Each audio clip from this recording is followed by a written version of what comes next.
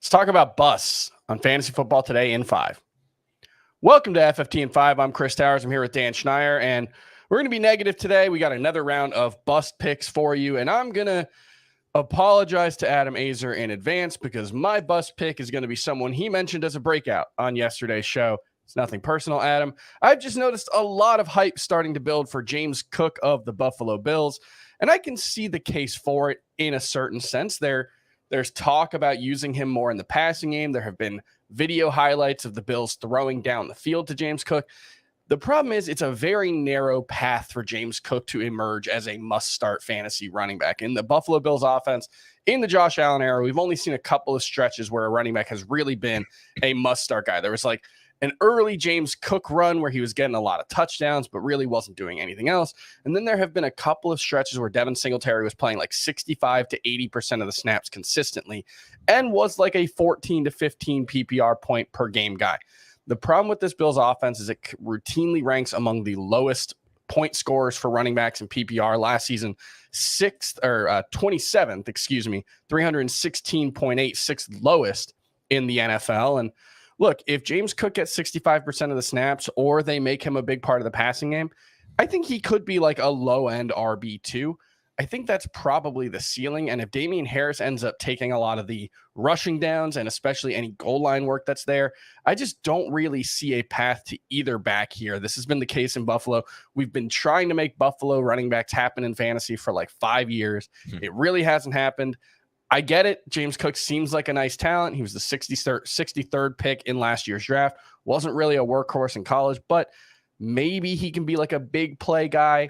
I just think like when you talk about paths to get there, it's a really narrow one, and there's really only one or two ways he gets there, and it's through big work in the passing game, something the Bills haven't really focused on with their running back. So price isn't too bad, RB28, about the 80th pick in drafts. It's just never going to be a high priority for me, especially as the hype starts to build and his price, I think, will continue to rise. So James Cook for the Buffalo Bills, he's a bust pick for me.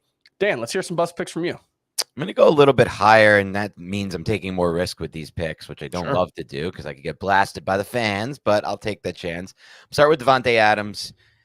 I had to watch a training camp video of Jimmy Garoppolo hitching not once, not twice, but 3 times into a 40-yard throw the other day. And then it basically, even after that, fluttered into the air and dropped to a Davante Adams was letting the ball catch up to him. So that scares me. Again, I've talked about this before, but I can't invest that kind of capital into a receiver if he's not making plays down the field and he's limited to short stuff. So I'm very worried about that with Adams and that whole passing game. I'm going to move on to another player I think could be a bust, Aaron Jones. This one is not based on the player. Same thing with Davante Adams. It's all based on situation. Bad reports coming out of Packers camp so far with Jordan Love, and it's not all that surprising to me. Jordan Love is a quarterback with very little experience running an offense, keeping an offense in rhythm, has some talent, though I think his talent's been overstated and overrated to begin with, arm talent-wise, pocket presence-wise. I think there's a chance that offense could be bottom tier in the NFL. Now what I'm doing is buying a running back in the mid-40s or 50s from an ADP standpoint who is not in scoring position a lot, and even when in scoring position may not be getting the touches, who may not be getting the receptions we're thinking he's going to get because he's losing a quarterback in Aaron Rodgers who's great at targeting running backs with accuracy and ball placement and velocity to a quarterback who might be scrambling, who might not be throwing a running back. So I don't really see the appeal there with Aaron Jones. And then the last one for me is an old favorite of mine on my bust list, which I feel bad about because I do think he's very good at forcing and creating missed tackles. But Travis Etienne, especially after the comments from Doug Peterson about trying to get him 1,600 rushing yards, is probably going to rise into that early third, maybe late second round range. I can see it happening already. I'm starting to see him already go up draft boards. And again, it's another player like Aaron Jones where talent's fine, but production-wise, from a fantasy standpoint, am I getting the rushing touchdowns? Because he was wildly inefficient in the red zone last year. The second worst running back in the Reds inside the 10 behind Kenneth Walker.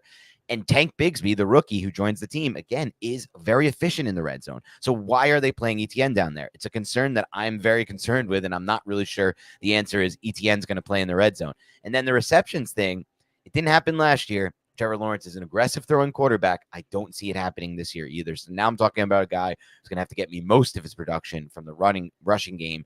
And that's not the type of running backs I typically chase, Chris. Yeah, and ETN, Aaron Jones has been a very, very good pass catching running back. He's very natural with it. They split him out wide. They use him that way. I think there's a lot of risk there. He is also 29 years old. That offense could just tank. ETN, young guy, super talented. The problem is very productive as a pass catcher in college.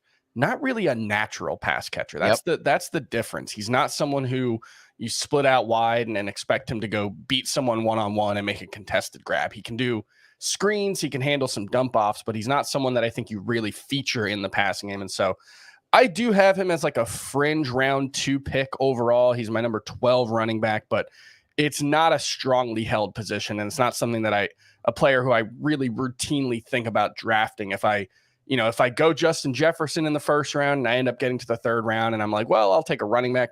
Maybe I can go with Travis Etienne, but not really someone I love drafting. I've got Joe Mixon ranked ahead of him, just better situation. I think maybe similar talent, but a bigger role in the passing game is what makes Joe Mixon a better pick for me. So if I'm going to go in that range, I'm probably just taking Joe Mixon ahead of Travis Etienne. So I don't disagree with you on that one. And that's going to do it for FFT and 5. We'll see you next week.